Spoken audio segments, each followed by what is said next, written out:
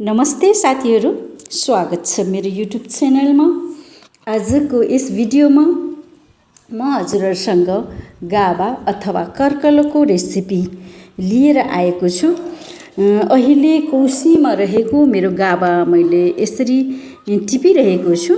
यसरी गाभाको रेसिपी मैले पहिला पनि यसै च्यानलमा हालेको छु।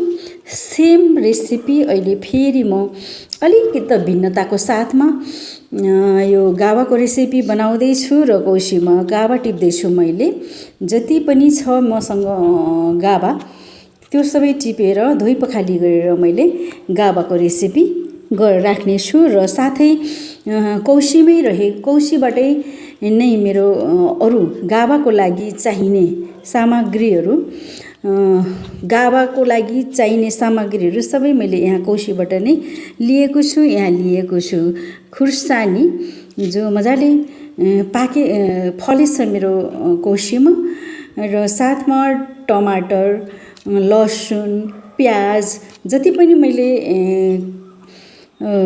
गाभाको रेसिपीमा हाल्नेछु त्यो सबै मेरो यो कोसीबाट नै टिप्दैछु मैले। त्यो सबै आजको भिडियोमा रहनेछ, हेर्दै गर्नुहोला।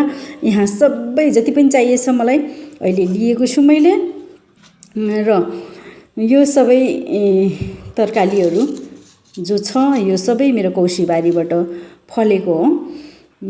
अनि यहाँ म जति पनि तरकारीहरू टिपेँ, गाभा, कर्कलो अथवा यो टमाटर, प्याज, लसुनहरू जति पनि लिएँ मैले सबैलाई एकदमै सफा गरेर धुनेछु। यसरी बर्सातको बेला यो रेनी सिजन चलिरहेको छ र गाभा एकदमै सफा छ, तर पनि फेरि पनि मैले टिपेर ल्याएर यहाँ सफा गरेँ। किनभने अब बर्सातको पानी छ, पानीले गरेको सफा हो, तर आफूले पनि मजाले एक एक गरेर यो कर्कलोलाई सफा गर्नुपर्छ। गाभा अनेक तरिकाबाट पकाइन्छ, जसमा पकौडी पनि बनाइन्छ। गाभाको पकौडी, रिकजहरू अनि अनेक तरिकाबाट आफ्नो तरिकाबाट गाभा बनाउने तरिका छ। मेरो चाहिँ छुट्टै हो। यो तरिका चाहिँ मैले कुनै अरू मार्फत सिकेको होइन। मैले चाहिँ घरमा पकाउँदा त्यो एकदमै टेस्टी भएकोले मैले यो रेसिपीलाई मैले चाहिँ पहिला पनि राखेको र अहिले पनि त्यही रेसिपी यहाँ राख्दैछु। पक्कै पनि हजुरहरूलाई यो रेसिपी एकदमै सजिलो, सरल र मिठो बनाएर खानुहुन्छ भने एकदमै मिठो लाग्नेछ। तर एकदम इजी छ, एकदम दुःख गर्नु पर्दैन। एकदम सजिलो तरिकाबाट जसरी हामीले दाल पकाइन्छ त्यसरी नै यो रेसिपी पकाउँछ। र रेसिपी यो गाभा पकाउनुभन्दा पहिला जति पनि गाभामा नसाहरू हुन्छ त्यो नसाहरूलाई चाहिँ मजाले निकाल्नुपर्छ। यसरी ठुलो पातहरू भन्दा भर्खर निक्लेको गुबाको तरकारी चाहिँ एकदमै मिठो हुन्छ। तर मसँग थोरै मात्रामा गाभा छ, लगभग 4-5वटा कन्टेनरमा मात्रै मैले रोपेछु। त्यसैले मैले ठुलो सानो सबै गाभाहरूलाई टिपेर पकाउने गर्छु। र यहाँ मैले जति पनि गाभामा नसाहरू छ त्यो फ्याँक्दैछु। यसरी नसाहरू निकालिसकेपछि यसलाई मसिनो गरेर काट्नुपर्छ। र अर्को तरिका पनि छ जसलाई यो गाभाको पातलाई डल्लो पारेर पकाइन्छ, तर यसरी चाहिँ मेरो तरिका चाहिँ यो मसिनो गरेर काट्ने गर्छु। यसरी मसिनो गरेर काट्ने, अनि जति पनि सामग्रीहरू छ त्यो सबैलाई पनि मसिनो गरेर काटेर चाहिँ मैले यसरी गाभा पकाउने गर्छु।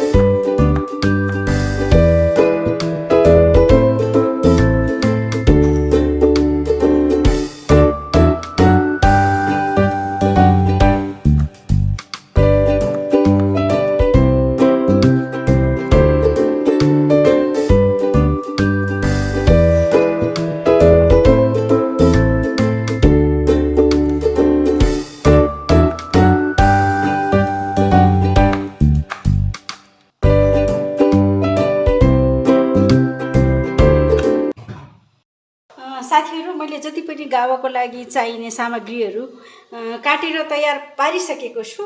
अब म चाहिँ गावालाई पकाउन गइरहेको छु। सबैभन्दा पहिला गावालाई यहाँ रेडी गरेको गावालाई यसरी हाल्ने कुकरमा। जति पनि काटेको छौँ हामीले, जति पनि ल्याएको छौँ हामीले सबै यसरी प्रेसर कुकरमा गावालाई यसरी हालिदिने। अनि त्यसपछि आउँछ, मैले दाल चाहिँ रातो दाल भिजाएर राखेको छु। यो रातो दाललाई हालिदिएँ मैले, यसरी रातो दाल हालेँ मैले। त्यस्तै गरेर अब हाल्नेछु जति पनि काटेर राखेको प्याज, खुर्सानी, लसुन, यो टमाटर यसरी सबै हालेँ। अब चाहिँ मैले यहाँ हालेको छु हर्द बेसार, स्वाद अनुसार नुन, र यो चाहिँ हो धनिया र जिरा। यति जति, धेरै हाल्दैन, यति जति हाल्छु। हाल्छु तेल।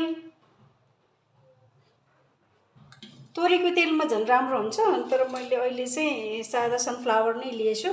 अनि यो तातो पानी। अब यो सबै सामग्रीहरू हालिसकेपछि यहाँ बन्द गरेर चुलामा बसा।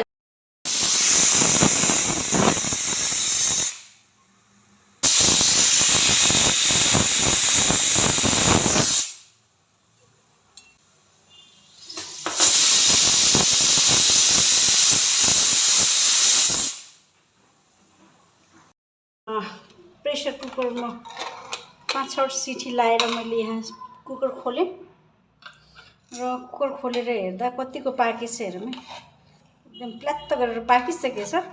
अब यसलाई मैले मजाले यसरी चलाइदिने। मजाले यहाँ पाकिसकेको छ।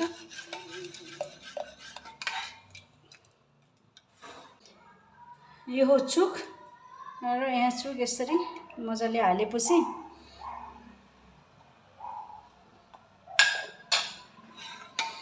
फेरि घोलिदिने।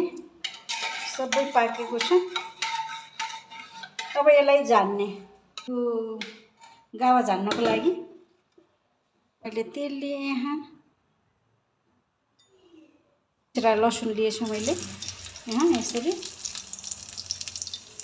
अनि यसलाई चाहिँ यो तोरीले झान्नुपर्छ।